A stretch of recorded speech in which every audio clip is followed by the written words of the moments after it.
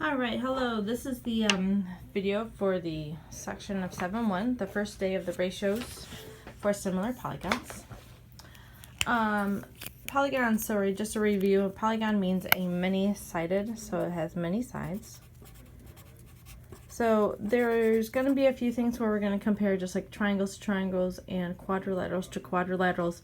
But in general, you can have similar shapes of any pattern. If it's going to be an octagon, you compare it to another octagon. When you compare, when you take a picture and enlarge it, that is a similar figure. It's like a reduction or an enlargement of a figure. So similar figures, so figures that are similar. We have the symbol, looks like a squiggle or the tilde, have the same shape, but not necessarily the same size. So one's going to be larger or smaller. So if I draw two triangles, and maybe one of them I'll put in a right angle, and then I'll kind of essentially draw the same thing, but definitely looks like a different sized one. So if it's shrunken or increases, you could argue it probably doesn't look, but they're pretty close. Whereas if you compare two triangles where one of them has a right angle, and one of them definitely does not, maybe I'll do an isosceles, those would be definitely not comparable as similar figures. Alright, so the next thing is about similar polygons. So two polygons are similar polygons if and only if their corresponding angles are congruent, so they're equal to each other, and their corresponding side lengths are proportional. So we're going to set up, and that means we're going to set up fractions and compare them, and this is where that cross multiplying part is going to come in. Now when you're looking at sides or looking at angles, you want to compare and make kind of different things. Now you can see the shapes look similar. One's shrunken compared to the other. They have right angles, one arc, double arc. And you can see from going from one to the other was multiplied by what a scale factor, we're going to talk about also, of multiplying by 2 to get from one side to another. Now, when you're looking for a conclusion, you just want to follow the order of the letters, A, B, C, D. So I'm just following the symbols around. So a right angle, one curve, double curve, right angle.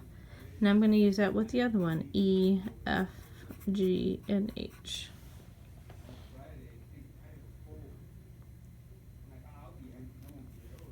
Alright, so and then the last thing here is a similarity ratio is a fraction or reduced fraction, simplified fraction of the values of the corresponding sides.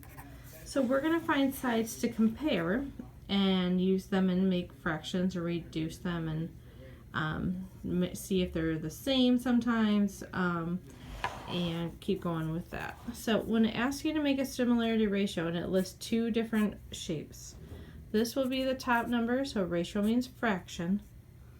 This will be the top number and DF will be the bottom. So ABC, a value from ABC, since they're all the same, is 3, compared to one from DEF is 6, which reduces to 1/2. So this is the ratio, or also referred to as the scale factor. And so for every one part one has, the other has double. So if this would have 5, smaller have 5, the larger would have 10. 100 versus 200. And if it asks you for the reverse, DF to ABC, we just reverse the numbers. So 6 to 3 or 2 to 1. DEF is twice the size or has the number of parts that ABC has. All right, on the next side. So the first thing is going to be just identify the congruent angles. So you're just going through and saying angle A, looking for the symbols, is going to be congruent to angle E. Same thing we did with the triangles. We did lots of these before, where you look for the arcs and match them up. So angle B is congruent to angle F. Angle C would be equal to angle G. And angle D would be the same as angle H. All right, so the angles are the same, but then when we get to the sides we need to set up in fractions. And to do that, I'm going to kind of follow the symbols again, but AB, so right angle to the one curve would be the same as from the right angle to the one curve. So AB and EF. And then BC over FG. And then again, I'm just following the marks and seeing it go from the C to the D, which has the same marks as the G to the H. And then D to A and H to E. If you want to put equal signs in between them, that's perfectly fine. We're going to have to do that when we set them up to cross multiply. So if you feel like you're comfortable and want to try that with number 2, pause the video here and start setting up number 2 to do with the angles and then the sides. So things are going to be switched around, they're going to be moved around, they're going to be rotated, flipped.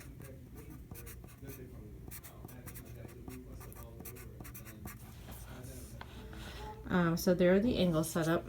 Now I'm just going to keep going right left. So I'm going to do it aside from the left, just like kidding, sorry, backwards.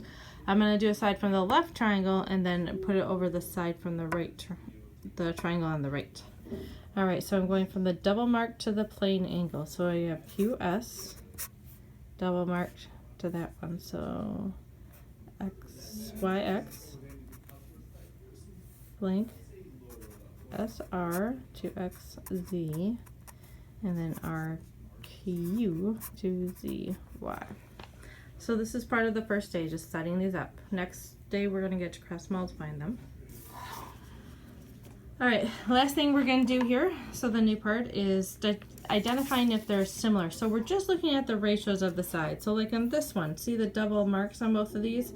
I'm going to compare it with the double marks on that. So what, 25 compared to 15. 2 of the sides are 15, and they compare with the 2 sides that are 9. And then we have the bottom, the single, with the 35 and the 21.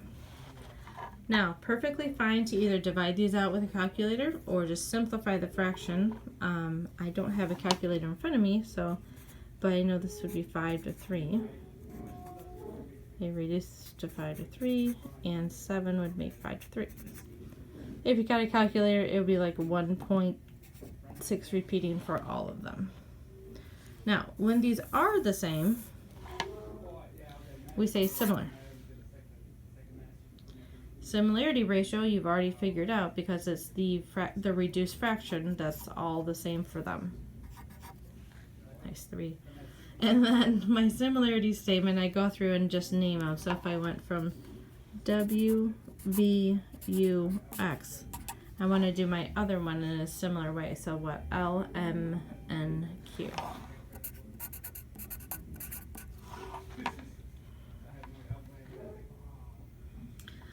Alright, my last one here, I have a rectangle, so I have shorter sides and I have longer sides. So the smaller numbers compare. So the smaller numbers, the 4 compares with the 6, and the 12 compares with the 16. Reducing them, I have 2 to 3, and then I have 3 to 4. So one would, I guess if you divide it out, it would be 0.6 repeating and 0.75. Now, whether you're looking at the decimals or you're looking at the fractions, to be similar, they have to be exactly the same. So not close, but exactly the same. So if the decimals are not, or if the fractions are not, we automatically say not similar, and then we don't do anything else. So that's it for the first day. We'll send you the next video soon. Thanks.